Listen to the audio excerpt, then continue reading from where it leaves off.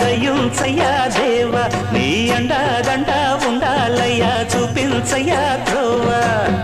పిండి వంటలారగించి తొండమెత్తి దీవిల్చయ్యా తండ్రి వలె